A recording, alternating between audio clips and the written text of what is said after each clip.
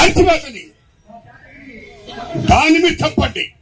ఎందుకంటే ఆనాడు ఎన్టీ రామారావు హయాంలో ఆపరేషన్ గ్రే హౌస్ స్టార్ట్ చేశారు ఉద్యమాన్ని అణచివేయడం కోసం. ఉద్యమం ఆగిందా? లేదు. మళ్ళా భారతదేశంలో ఆటంకవాదులను వేరే వేయాలి అని central government of India operation green Hunter ఏర్పాటు చేసింది. అనేక మంది చంపేశారు. ఆ కాల్పులు అనేక మంది ఉద్యమకారులు చనిపోయారు, పోలీసులు చనిపోయారు. ఉద్యమం ఆగిందా? లేదు.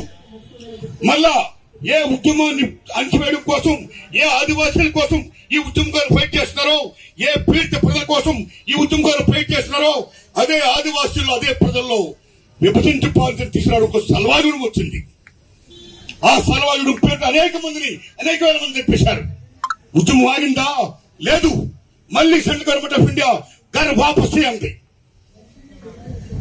నక్సలైట్ ఉద్యమంలో చేరిన ఓ తీవ్రవాదులారా, ఓ నక్సలైట్లారా, మీరందరూ ఇంటికి వచ్చాయని తిరిగి అన్నారు. వచ్చేసారా? లేదు.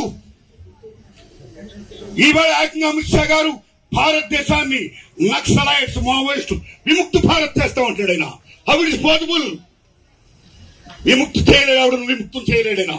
ఆకలి ఉన్నంతకాలం, తోపుడు ఉన్నంతకాలం, పీడన ఉన్నంతకాలం ఉద్యమాన్ని ఎవడు ఆపలేడు. That is the movement. వాళ్ళు ఎందుకు ఫైట్ చేస్తున్నారు? వేమన మహానుభావుడు గొప్ప పద్యం చెప్పాడు. తనువులోన పుట్టు తత్వాలను, భూమిలోన పుట్టు సారమెలను, శ్రమములోన పుట్టును సంపదలను, విశుధాభిరామ వినుర్వేమన్నాడు ఆయన. ఈ నక్సలైట్స్ నుంచి వేయడం అనేది వాళ్ళ మెయిన్ ఎజెండా. ఎందుకంటే బికాజ్ అదాని అంబానీలకు, వేదాంతాలకు, కార్పొరేట్లకు ఆదివాసీల నేల కింద కాలు కింద ఉన్న ఖనిజ నిక్షేపాలను మొత్తం కొలగొట్టడానికి, ఇవ్వడానికి, సంపద దోచుకోవడానికి. They want in development to crash the moment. అది ఎలాగా? ఎంత కారణం అది? It possible. ఆదివాసీ న్యాయం జరగాలి. ఏ ఫిఫ్త్ షెడ్యూల్ ఉందో, రాజ్యాంగంలో ఏ ఆదివాసీల హక్కులు ఉన్నాయో, ఏ వన్ ఆఫ్ 70 యాక్ట్ ఉందో, ఏ సంకల్ప పరిణామ యాక్ట్ ఉందో, ఏ చోటా నాగపూర్ గ్యారంటీ యాక్ట్ ఉందో, ఆ యాక్టులన్నీ మీరు ఇంప్లిమెంట్ చేయకుండా ఆదివాసీలు ఆ మూల సంపద, ఆ మూల వనరులు, మూలవస్తు చెందకుండా మీరు ఉద్యమాన్ని చేయటండి. వాళ్ళ కోసం ఫైట్ చేస్తున్న ఈ ఉద్యమకారులు మీరు కిరాతంగా చంపేయటండి. దారుణం సార్. అమిత్ షా గారు, నరేంద్ర మోడీ గారు చాలా దారుణం సార్. మీరు ఆపరేషన్ సింధూర్ పేరు చెప్పి శత్రుదేశమైన పాకిస్తాన్ తో ఏ ట్రంప్ గారు చెప్పారనో, పాకిస్తాన్ ప్రాధాయపడిందని మీరు చర్చలు జరిపారే.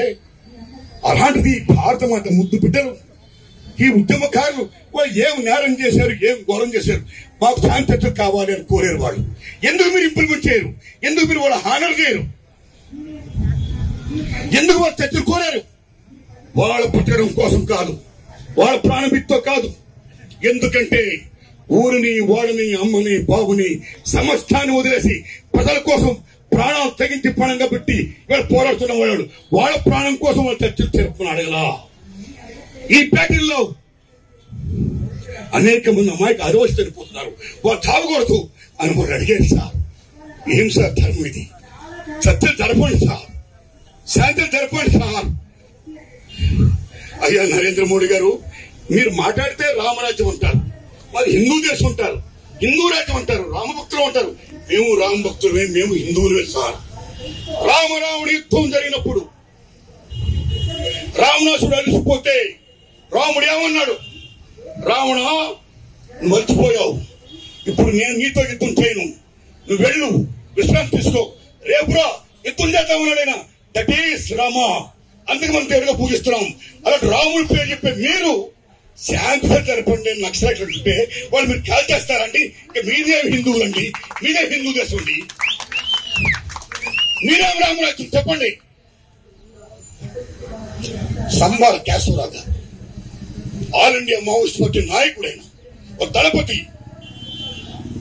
యుద్ధంలో భాగంలో ఇలాంటి దశల్లో ఆయన చంపేశారు. మీరు అనేక మంది నక్సలైట్లు చంపేశారు. వాళ్ళ యొక్క భౌతికాయాలు ఇవ్వమని వాళ్ళ భార్య, పిల్లలు, తల్లులు, మొత్తం సమస్తం ప్రజలు, బంధువులందరూ కూడా ఆ నక్సలైట్స్ ఉద్యమకాల భౌతికాయలు అడిగితే, తోలుబట్టి అడిగితే వాళ్ళ ఆ భౌతికాయలు మీరు అప్పగించరండి. మేము కర్మకాయలు జరుపుకుంటాను కోరితే ఆ కర్మకాయలు కూడా మీరు జరిపించరా అండి? అక్కడే మీరు తగలబడేస్తారా అండి? ఏ కర్మకాయలు జరుపుకుంటా సో హిందూ దేశంలో హిందూ మతంలో చావు అనేది మోస్ట్ ఇంపార్టెంట్. పుట్టుక ఎంత ముఖ్యమో చావు కూడా అంతే ముఖ్యం. అలా చావుకు జరపాల్సిన కర్మకాండలు జరపాలి. జరిపితేనే హిందూ ధర్మం. అలాంటి హిందూ ధర్మాన్ని కూడా పాటించిన నరేంద్ర మోడీ గారు మీరే హిందూ రాజ్యం అండి. దుర్మార్గం సార్.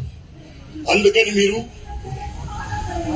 ఛత్తీస్గఢ్ నుంచో, జార్ఖండ్ నుంచో, కర్ణాటక నుంచో 6 రోడ్లు టు ఢిల్లీ, 6 రోడ్లు టు బాంబే, 6 రోడ్లు టు ఆల్ ఓవర్ ఇండియా అని డెవలప్మెంట్ కోసం అదాని నంబర్గా చేయకుండా వాళ్ళకి విద్యా వైద్యాలు ఇప్పించండి. వాళ్ళ హక్కులు కాకుండా ఆలోచన హక్కులు కాపాడండి. అన్నింటిని మించి నక్సలైట్స్ ని మీరు ఇమ్మీడియట్ గా మీరు శాంతిని పిలవండి. ఆ తీర్మానంలో ముఖ్యమైన భాగమే ఇవాళ కమిటీ కోరుతుంది. ఈ కమిటీలో భాగంగా ఇమ్మీడియట్ గా భారతదేశ ప్రభుత్వం నక్సలైట్ జాగ్రత్త జరపాలని, ఆపరేషన్ డగాల్ని ఇమ్మీడియట్ గా ఆపాలని నేను మనస్ఫూర్తిగా కోరుకుంటూ, ఇంత గొప్పగా ఈ కమిటీ తీర్మానం చేసిన పెద్దలందరికీ ధన్యవాదాలు చెబుతూ మీ అందరికీ నమస్కారం అండి. Thanks a lot.